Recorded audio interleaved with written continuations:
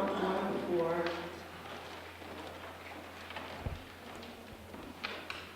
Bless the Lord, O my soul. O Lord my God, thou art very great. Thou art clothed with honor and majesty. Who covers thyself with light as with a garment, who stretches out the heavens like a curtain, Who lays the beams of his chambers in the waters, who maketh the clouds his chariots, who walketh upon the wings of the wind. who maketh his angels spirits, his ministers a flaming fire, who laid the foundations of the earth, that it should not be removed forever. The glory of the Lord shall endure forever. The Lord shall rejoice in his works. And now I invite you to sing Amazing Grace 378.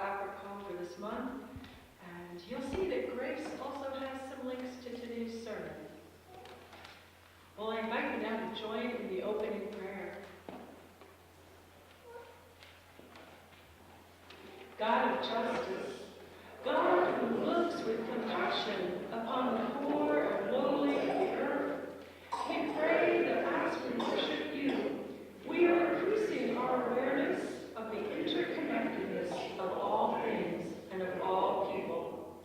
Break down the walls that insulate us from suffering around us, and remove the barriers in our hearts that keep us at a distance. Be at work in our souls, so that we might love as you love. In Jesus' name we pray. Amen. So the beautiful flowers at our altar today are given by Joanna Ward in loving memory of Scott Dieter. So we remember him with love today. Today is a day when we focus on the heart, because it is also Valentine's month. And so Carol Smith, who has been preparing the Abundant Health Bulletin Board, has a heart health focus this month. I encourage you to check it out if you haven't already. There are heart healthy recipes and some advice for heart health, some of which might be a little surprising. It may not be all the things that you know already. So check it out. Take a read. It just might save your life. And Carol will also be doing a free blood pressure check in our coffee hours. So thank you, Carol. So see Carol to find out your blood pressure today. Today is, of course, also the day of Dorothy Saraceno's show. The struggle continues. We You should have all seen the flyers coming in. We've been talking about this for weeks. It is at 4 o'clock. It will be in our lower church parlor today. And there will be a time of fellowship and refreshment afterward. So there will be people coming in from the community to see this program as well as our congregation. Come and hear Dorothy's reflections on the struggle for equality in this country, and also some speeches from famous historic figures, all enhanced by images and music, etc. So it's a creative presentation to teach us a lot about history and also help us to go forward and to end racism. So thank you, Dorothy, for this show today. 4 o'clock. It is also, as you know, a benefit for Kairos Outside Ministries, which Coralie can tell you all about if you have any questions, ministry to families of those who are incarcerated. So come support it. Bring some friends. We will soon be giving you information about a date when a missionary couple to Mozambique will be coming to speak to us here at the church. So we're excited about that. Watch for announcements. And thank you to all who have contributed to our support of John Inde and Florence Kay. Next Sunday, we will be welcoming new members to the church in our 10 o'clock service through transfer and profession of faith. If any of you out there haven't joined and would like to join this group and join next week, you can talk to me. Of course, next week isn't the only time, and if you need more time to discern or to discuss, that's also quite possible. Stakeout Monday. I wanted to invite anybody who'd like to join me at Sedona on March 11th. I figured it might be fun to have dinner together, and anyone who orders the $6 steak helps support the St. Patrick's Day Parade. But you can come even if you're not a steak eater, you just want to hang out and have some fun and fellowship and just conversation and just enjoy a nice evening out. And we'd love to have you join us. So just come on up and have dinner together. So, hello. All right, well, those are the announcements today. And thank you to Joanna Lord for hosting the coffee hour. Let's turn and greet our neighbors with the peace of Christ, and we're still doing elbow bumps to keep from spreading the flu. Nice, bigger. So first of all, remember I showed you the picture of Yasiri, the girl in Nicaragua that I supported and I write to? So I just brought her to remind me, would you like to look at her? I brought her to remind me that today Dr. Morelli and 3 others are over in Nicaragua, and they're going to be starting some surgeries on people's feet to help them. Isn't that wonderful? So I thought maybe we could start out our message with a prayer for Dr. Morelli and his team and for all the people of Nicaragua. And then I have a story for you. Dear God, we ask you to work through the skilled hands of Dr. Morelli and the other surgeons. May the medical help that comes be received as a gift from you and a true miracle, a life-changing miracle. We pray for all of the people of Nicaragua. In Jesus' name, amen. Thank you for praying. I know he'll appreciate that. So today I brought a book. It's called Good Dogs, Great Listeners, the story of Charlotte, Lily, and Winter. How many of you like dogs? Almost everybody. Yeah, that's okay if you're not a dog person too. I still like this story. Lily is a dog with ears as soft as velvet, fur the color of caramel and cream, eyes like cocoa, and a heart that belongs to Charlotte. Charlotte is a girl with wavy brown hair, silver blue eyes, dimples on either side of her chin, a bold sense of adventure, and a deep love for dogs, especially for Lily. Meet Charlotte's litter, a collection of stuffed dogs who, along with Lily, are Charlotte's companions. Does anybody have a stuffed animal? Do you have a stuffed animal at home? Yeah? Yeah, she does. I'll bet she does. Charlotte and Lily and the whole litter love to read, to get lost in the pages of a book and allow the story to take them to new worlds of adventures. But this wasn't always so. Not that long ago, Charlotte, the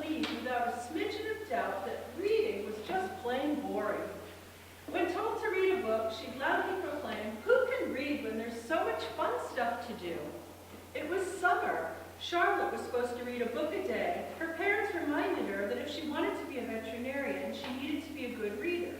Charlotte did want to be a veterinarian very much, but she didn't want to read, not at all. So often she did something else instead. What did she do? Climb trees, that's one thing. Outdoor stuff. One day there was a book to read about a great ocean voyage. Charlotte did not want to read it. She yawned wide and said to her dogs, "Let's go get a drink of water." "Good dogs," she said, as Lily and the litter faithfully followed her to the bathroom sink, where she turned on the water. While looking for a cup, Charlotte spotted a toy boat on the counter, and a pink plastic fish, and a seashell.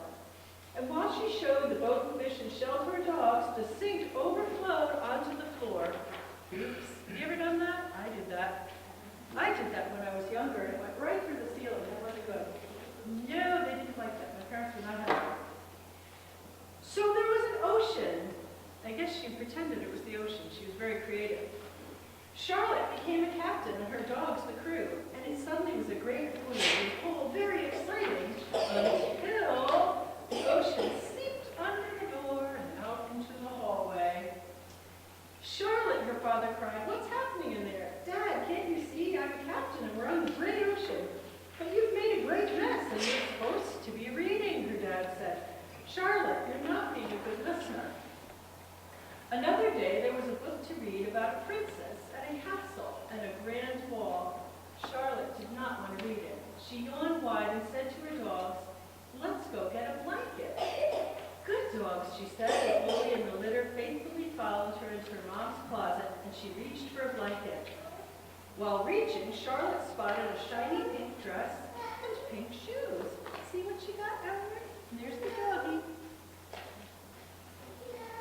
And then she saw her mother's makeup. So what did she do? She put it on. She sure found a lot to do other than reading, didn't she? Her room became a castle and she was a princess. Her mom spotted a trail of makeup leading into her bedroom. "Charlotte," her mother cried, "what's happening in there?" "Mom, can't you see I'm a princess and we're at a grand ball?" "But you've made a grand dress and you're supposed to be reading." Well, you kind of get the idea, right? So she was very active and very creative. So another day, she had a pillow fight, she had fun with that, she did a lot of different things. So we're going to just kind of skip ahead. She played taekwondo with the dogs and everything else. But finally, what do you think changed things? Lily fell off the bed and hurt her leg. Lily's the dog. "Mom, Dad," Charlotte cried, "come quick, Lily is hurt." Charlotte and her mom and dad and brother quickly and gently got Lily into the car and drove to the veterinarian. That was good, right? Charlotte usually loved to go there to dream about what it would be like to be a medical doctor one day. Today she was worried about Lily. She tried to be brave, but it was hard. And then she said, the doctor said, "Lily's going to be okay, but she's going to need lots of rest. No running or jumping or playing. You'll need to find quiet ways to love her and keep her company. Can you think of any good ways to do that?" What do you think? She thought of. You look like you figured it out, Eliza. Reading, you're right. So Charlotte said, "Well, I could read to her. I have lots of books." "That," said the doctor, "is an excellent idea." So that's exactly what happened. So Charlotte started reading to Lily and to all her stuffed animals, and she began to enjoy reading after that. And so they read lots of books together. And of course Lily got better too. And so the end of the book says, "Good dogs, great listeners, good night." So what do you think we could learn from that story? What can we learn from that story? Yeah. You never know if you don't like it if you never try. That's good, yeah. So you have to try different things, and then you might find out it's better than you thought. Something else occurred to me. It seems like she got interested when she could help somebody else, right? So it also tells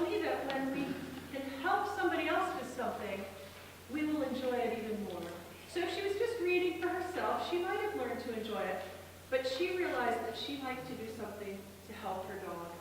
And we can all enjoy things even more when we're doing them to help someone else, right? And that's what Jesus taught us too, that there's so many things we can do to help others, and then along the way it brings us joy too, doesn't it? So I hope you enjoyed that story. It's a true story. And we'll have a prayer, and then we go to Jessica for Sunday school. Okay? Dear God, thank you for the many ways we can help others. Again, we thank you for Dr. Morelli in Nicaragua, and we thank you for all the members here at the church doing so much here in our own community as well.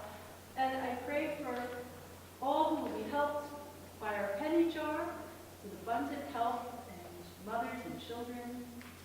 And we pray for each one of our boys and girls to find ways to help others and enjoy it too. Amen. Good morning. Good morning. Now I'm reading from Isaiah chapter 6, verses 1 through 8. In the year that King Uzziah died, I saw the Lord sitting on a throne, high and lofty, and the hem of his robe filled the temple. Seraphs were in attendance with him. Each had 6 wings. With 2 they covered their faces, and with 2 they covered their feet, and with 2 they flew. And one called to another and said, Holy is the Lord of hosts. The whole earth is full of his glory. The pivots on the threshold shook at the voices of those who called, and the house filled with smoke. And I said, Woe is me, I am lost, for I am a man of unclean lips, and I live among a people of unclean lips. Yet my eyes have seen the Lord, the Lord of hosts. Then one of the seraphs flew to me, holding a live coal that had been taken from the altar with a pair of tongs. The seraph touched my mouth with it and said, Now that this has touched your lips, your guilt has departed, and your sin is blotted out. Then I heard the voice of the Lord saying, Whom shall I send, and who will go for us? And I said, Here I am, send me. A reading from Luke 5, chapter 1 through 11. Once, while Jesus was standing beside the lake of Gennesaret, and the crowd was pressing in on him to hear the word of the Lord, he saw 2 boats there at the shore of the lake. The fishermen had gone out of them and were washing their nets. He got into one of the boats, the one belonging to Simon, and asked him to put out a little way from the shore. Then he sat down and taught the crowds from the boat. When he had finished speaking, he said to Simon, Put out into the deep water and let down your nets for a catch. Simon answered, Master, we have worked all night long, but have caught nothing. Yet if you say so, I will let down the nets. When they had done this, they caught so many fish that their nets were beginning to break. So they signaled to their partners in the other boat to come and help them.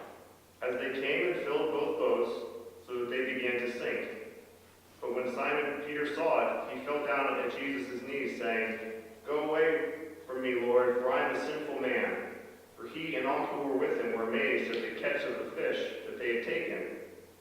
And so also were James and John, sons of Zebedee, who were partners with Simon. Then Jesus said to Simon, Do not be afraid. From now on you will be catching people. When they had brought their boats to shore, they left everything and followed him. The word of the Lord. Thanks be to God. Thank you.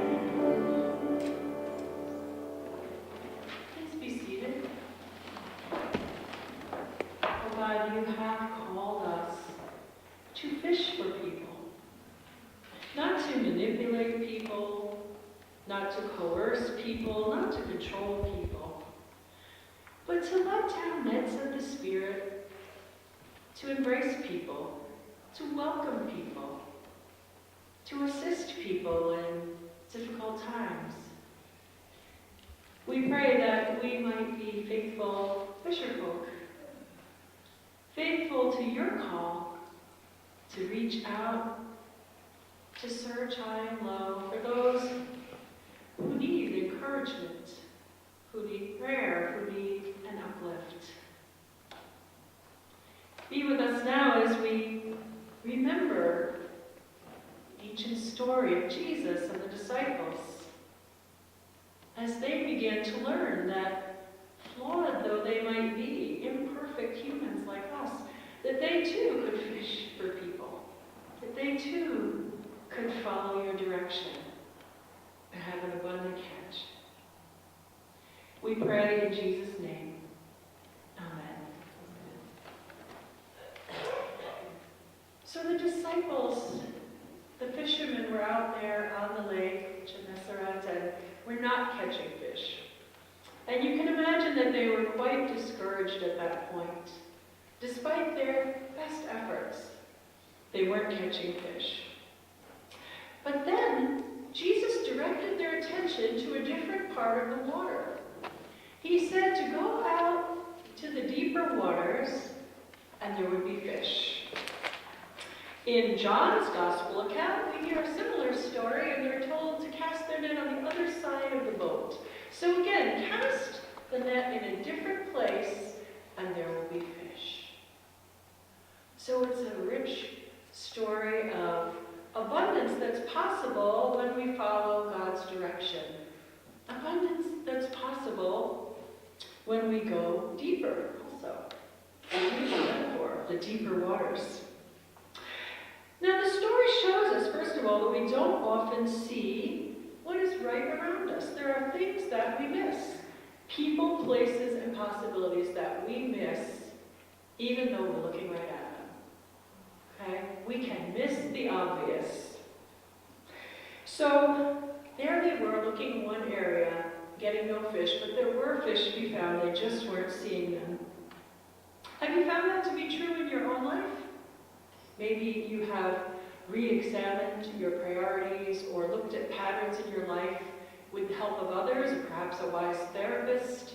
That's, after all, what therapy is all about, is seeing more than you see on your own. Or even with friends. Do your friends ever help you see your life in a different way? See your own psyche, your own patterns? We can always open our eyes more to what's right in front of us, or even within us.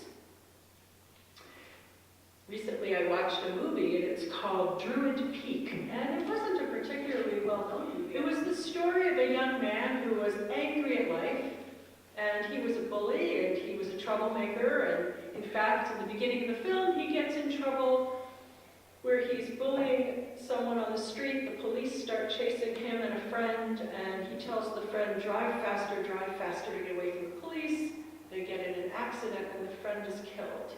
He walks away from the accident, doesn't want to admit even being a part of it, doesn't even go to get help for his friend. So you can see the kind of character he is at the beginning. He's only thinking of himself. He's just angry at the world, very destructive.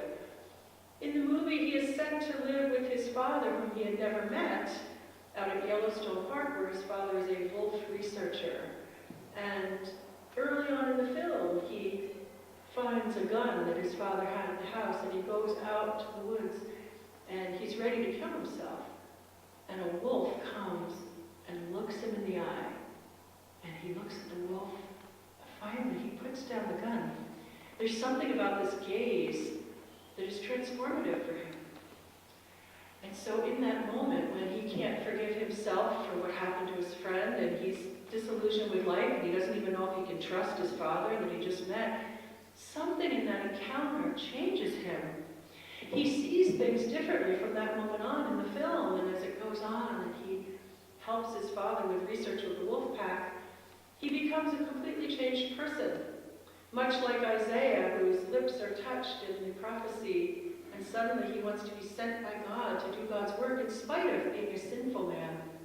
Or Simon Peter, who says, I'm a sinful man, but nevertheless learns from Jesus that Jesus still wants him to fish for people. So in the movie, it's a beautiful transformation. He goes back home, talks to the mother of the boy who was killed, apologizes, and then goes back to live with his dad and continue to help the wolves. And he has a profound sense of the value of life and the value of his own life, and even a new understanding of why his dad left the family. So it's really a very profound movie with some beautiful footage too. So again, this story that we hear in our gospel text shows us that we don't often see clearly what is around us, the people, the places, and the possibilities. And we too can undergo transformation and see things differently, and therefore live differently, even know ourselves differently. And second, the story of Jesus and the disciples shows us that taking a different approach in the thoughts and actions we cultivate and nurture in our own lives can bring vastly different results. So never think that making a change doesn't have an impact. It can have a huge impact. They simply changed where they were fishing. Suddenly 2 boats were sinking with the abundance of fish.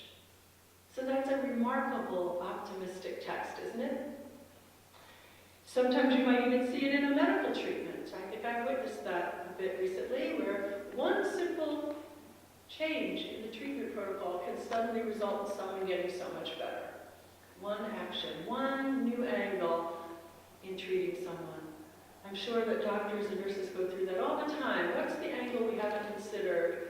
If you ever watch House, that wonderful medical detective show, you see that all the time. House always finds the new way to look at it, right? And it changes everything. So that's what we're talking about here. A different way to look at things, a different approach, and different actions can have vast results.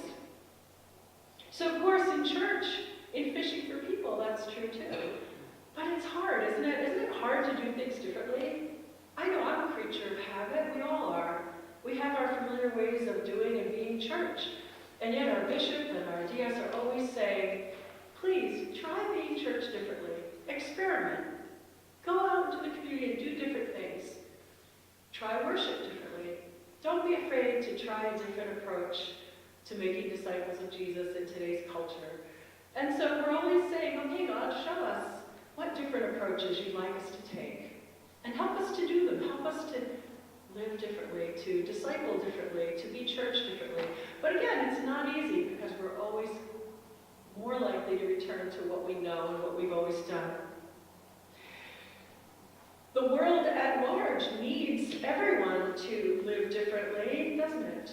And you really think about it in so many ways. I mean, my gosh, we could make such a long list of things that would be different in the world if we approached things differently, if we went deeper in our care and concern for all people and all things. Right now in the UK, we have school children walking out of school because they're trying to draw attention to the dangers of climate change, and they're actually marching the streets instead of going to school to try to get the attention of adults. To me, that's profound. They're seeing something that, as adults, many of us have become blind to or not put as high on the priority list as we should. There's so many things we could do differently. We're seeing studies coming out that are confirming what many of us have followed and known for a long time, that seismic exploration for oil and gas off coastlines, such as being approved even now, has terrible effects on marine life and is connected with strandings. We're seeing the effects of naval sonar on whales, dolphins, and other sea creatures too, and we need to find new ways, new technologies that aren't so harmful. And of course, to make peace, ultimate goal. So there's so many applications. How we relate as people of different colors, different ethnicities, different cultural backgrounds. Hence, like Dorothy's show today, trying to move us, and our Taste of Freedom Day, where we're trying to have dialogue on issues of race and trying to be together with people from other congregations. Very important. So, as we live differently in society, there will be more fruitfulness. There will be a greater abundance of joy and peace and love in the world, just like that abundant catch that caused 2 boats to nearly sink from the weight of it. In these past few weeks, I've been thinking a lot about the issue of violence against women, too, with the terrible, tragic death of Valerie Reyes. It was so disturbing, and just one more reminder that we have a long way to go in helping both men and women see relationships differently. Egalitarian relationships, mutual respect, not control. Peaceful relationships, not violent relationships. Again, this connects with something we're doing, the Alternatives to Violence program this coming week, trying to plant seeds of a different way of relating in the world. But there's so much more to be done. I'm encouraged by a program in Connecticut that George Leopold's sister is involved with. And it is a program for men who have anger issues and have had domestic violence issues. And to me, it's approaching from a different angle, not just to help the women or to help the men who are abuse victims, because that happens too, but to take those who have the anger issues and to say, how can we help you to look at this? And to go through a transformation like Isaiah went through, and Simon Peter and Owen in the movie that I described. To go through that transformation, to live and be differently. Our texts today say it is possible. Our texts today say God can use us even when we have been sinful in our actions, that we can change, that we can do better. And that's really the situation for all of us, isn't it? So our texts encourage us to let God do that work in our lives and to help others who want a fresh beginning, because really that's a gift that is offered. So, as Jesus shows us where the abundant catch is, it's in a way Jesus showing where the abundant life is. The abundant life that we want not only for ourselves, but for all people. Next weekend begins a special general conference in the United Methodist Church, and so I would invite you also to pray for that conference, for all who will be there, or watch it on the live stream if you'd like on our website. We want to pray for abundant life for the United Methodist Church. And this is a time of discernment of what form that life will take. And it's also a time when we ask the question of whether it will be a church for all, or if we will draw lines and exclude some from equality in the church, which I believe is wrong. So please pray for these deliberations, for all who are going to prayerfully work together. We will actually have a special conference in our New York area in March, when our bishop will report back to us on what happened in that conference, that we will be sending our delegates and pastors to, and then we'll share with all of you. So please keep all of that in prayer. But we do believe abundant life, abundant catch is possible in this world. Abundance in our fishing for people, wonderful opportunities all around us. Abundance in the world where there can be, as the hymn says, a more just and equal sharing of all that life affords. I always love that lyric in one of our hymns. So let us pray for it. And let us know that God can use each and every one of us, each and every one of us, like Isaiah, Simon Peter, and the others, like Owen and Louis. Amen. And let's pray. Holy One, thank you for opening our eyes again and again to people, places, and possibilities around us. Let us never be complacent. Let us not get into a rut. Let us not think, oh, that's too big a problem. I can't do anything about it. No, show us that you always can give us something to do about everything. Show us what our step is, each one of us. And let us say, here I am, Lord. Let your wondrous grace work in our lives and in the world as it worked to end slavery in this country, as it will work one day to end human trafficking around the world, as it will work in so many ways, yet unseen. We believe in your wondrous, amazing grace. Amen.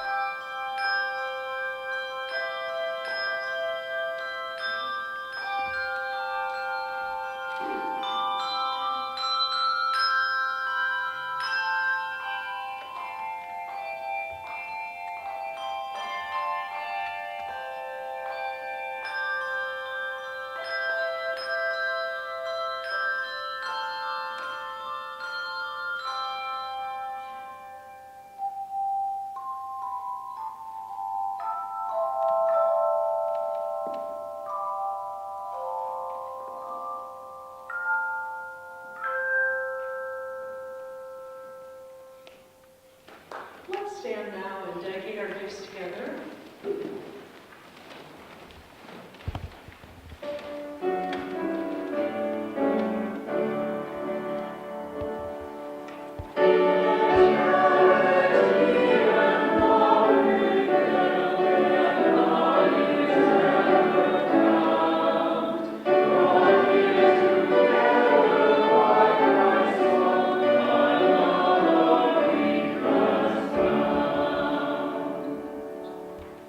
Let us pray together. Holy One, we give back what you have entrusted us with as your stewards. We know that partnering with you in sharing the values of your kingdom is a high calling that does indeed change the world. May we embody the values of the kingdom of God. Amen. And please be seated.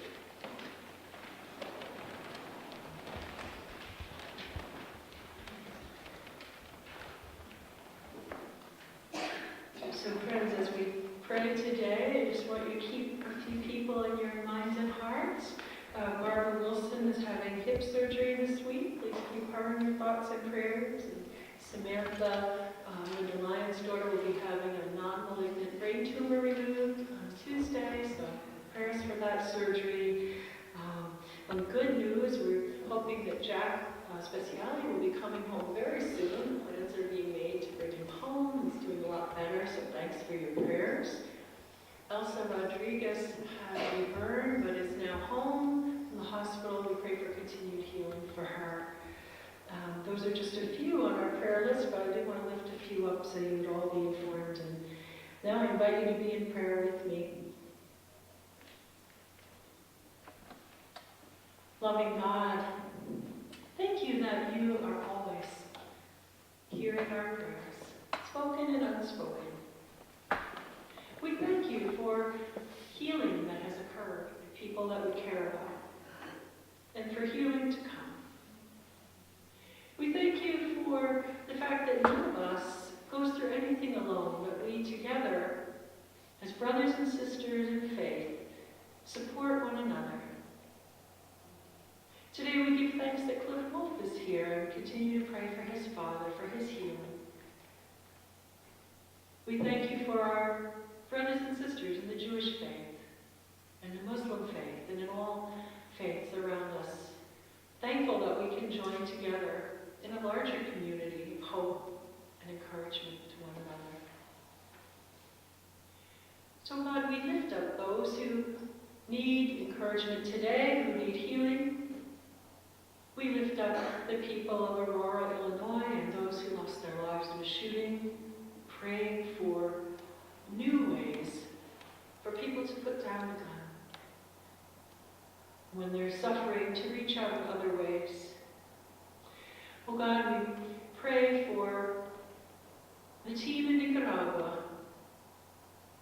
We pray for the family of Valerie Reyes.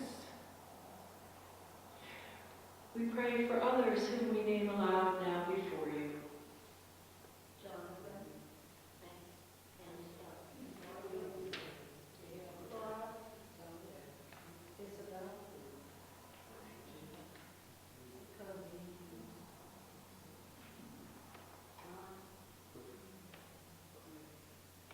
Lord, we lift up our Bishop, Thomas Bickerton, our District Superintendent, Reverend Denise Smart-Sears.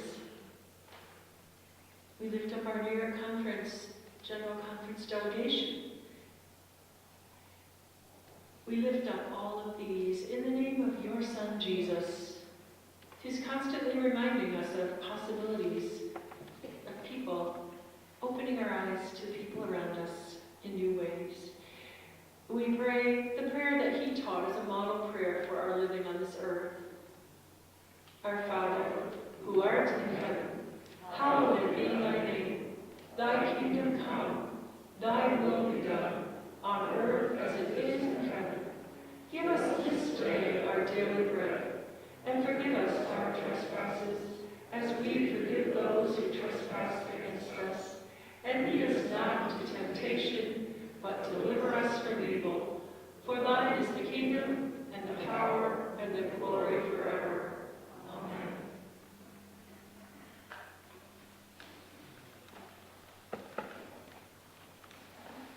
Our final hymn is a very beautiful one from the Faith We Sing. So please pick up the other hymnal, the paperback.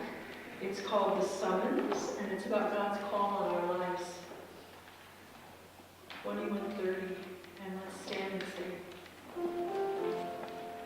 Thank you.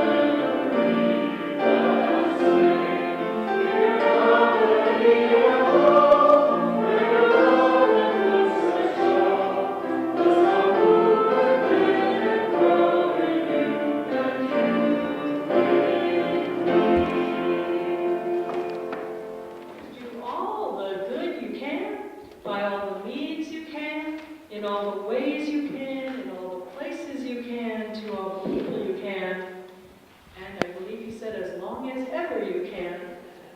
Amen.